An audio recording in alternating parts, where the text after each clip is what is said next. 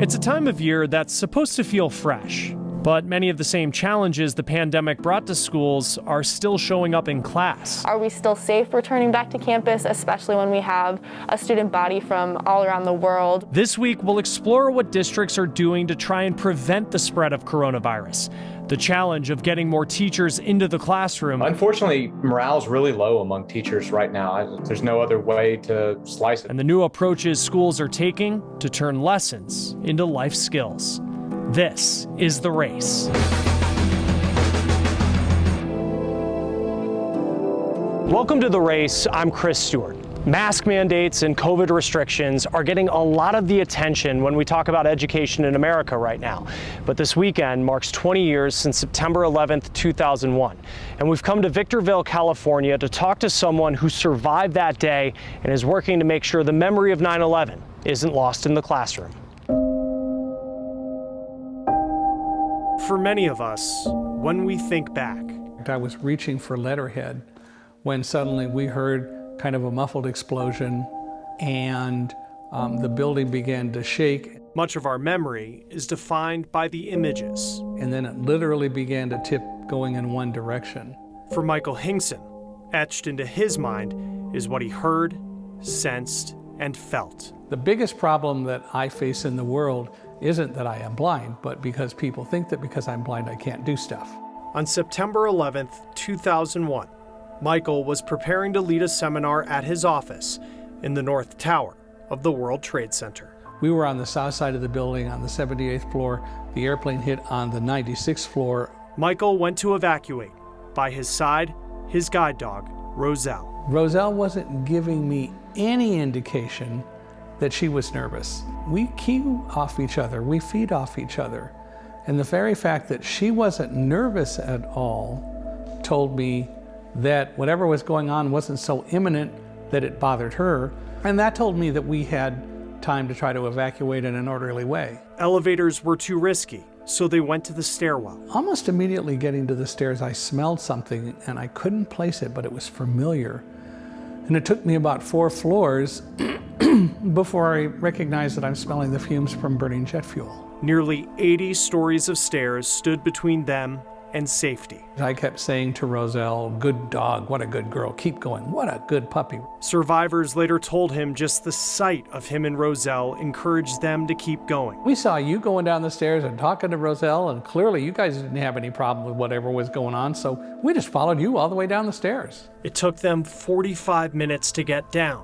Not long after they walked out of the North Tower, the South Tower collapsed. Police officer yelled, "Get out of here, it's coming down right now."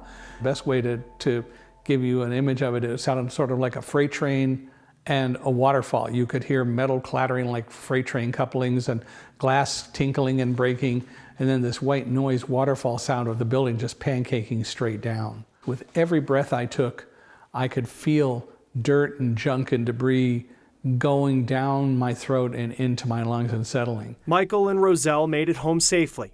It wasn't until Michael turned on the radio that he learned what the rest of the world already knew: terrorism. It was just crazy. I had no clue until then. Roselle passed away in 2011.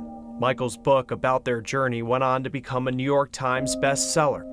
Today, he travels as a speaker. If it would help people understand more about the World Trade Center, if it would help people learn about blindness and guide dogs. For a growing number of Americans, the story of 9/11 is one learned in a book or online. And it's not just students, because if you think about it, unless you were 7 or 8, or probably even older, you really don't necessarily have a lot of memories of that day. And that is why Michael continues to share his story, one that 2 decades later carries a meaning too important to lose. And as long as I have anything to say about it, I'll tell the story and try to use it as a mechanism to teach people that we can be stronger when we collectively work together.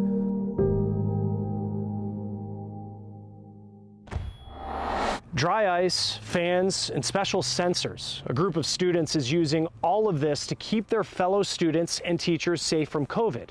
Alexa Liaco learned how these students are helping shape their school's COVID protocols.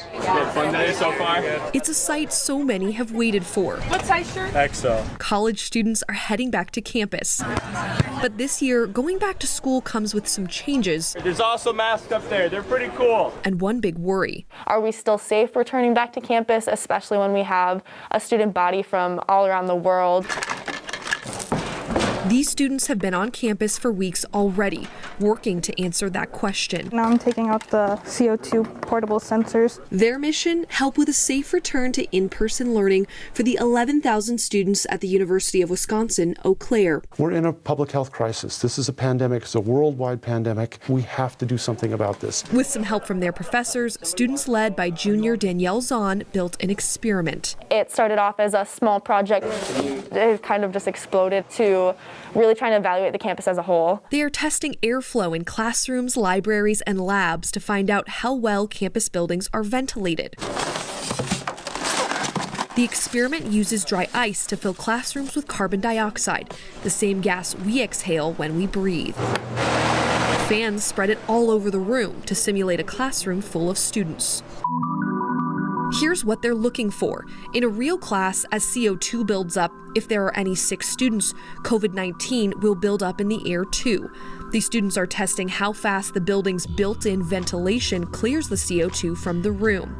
The faster the CO2 clears, the faster clean air comes in, and COVID goes out. So we definitely see a difference in those older rooms. Typically, the older the building, the slower the air filtration system and the higher the chance COVID could linger in the air. The students are bringing the data from each classroom to their university, and school leaders are taking action. And what is the thing that facilities is looking at changing about these rooms that are underperforming? What are we going to add? Adding extra filtration. These freestanding air filters are being delivered to classrooms that need it, based on the data from the students. This research alone shows that the school is putting in effort to make sure that we're safe coming back. For students to be able to see this actually happen in action and in an incredibly short period of time, over a period of weeks, to see their data affecting decision-making at the university, that's very exciting because it doesn't always happen. But the most exciting part is the chance to help outside their own school. I definitely think that this is something other schools can replicate. There's the potential for high schools even to take this on, maybe even middle schools. The experiment is one piece of a bigger picture Danielle and her team sees. Public health students do feel that kind of duty. You want the safety of the people you care about. So why isn't your entire community someone that you want to care about and help with? It could be tremendous potential for good in the country and around the world. And good can start with a bowl of dry ice and the hope for change that sometimes only comes from those still learning. This is what I want to do. This is something that I can enjoy and still help people in the community. It's that incredible transition between being scared to go to school and being proud to go to school. For The Race, I'm Alexa Liaco. The race continues next.